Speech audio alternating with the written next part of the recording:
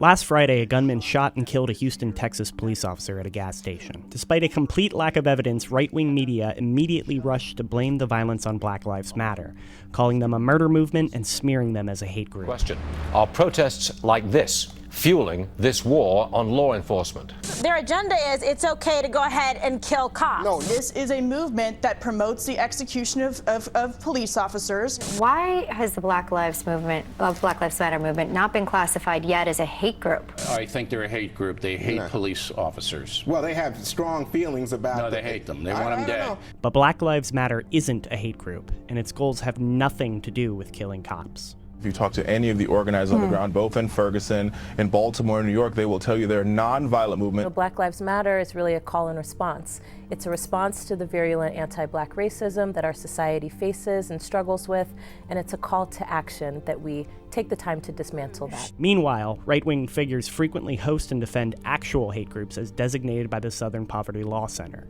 Here are 3 examples. There is a boundary between people of the same sex getting married. They can't procreate. They can't. There's nothing in nature to say that that's normal. As GLAAD's Jeremy Hooper explains, the Family Research Council is responsible for a particularly virulent strain of anti-LGBT language. Tony Perkins has said some of the most vile and inhumane things about people like me imaginable. What specifically? Because I'll ask. He himself has compared gays to terrorists. He says it is a fact that gay people face eternal damnation.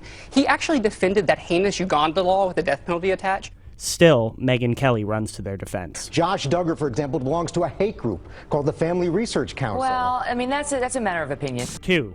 Federation for American Immigration Reform. As documented by the SPLC, FAIR leaders have ties to white supremacist groups and eugenicists. Still, the right tries to pass them off as legitimate. I think the American public recognizes who the true victims of illegal immigration are. And it's us. It's the American people. It's millions of Americans who have lost jobs. I want you to know there's an organization fighting to restore integrity to our immigration system and to make sure that your voice is heard. I'm talking about the Federation for American Immigration Reform, or FAIR.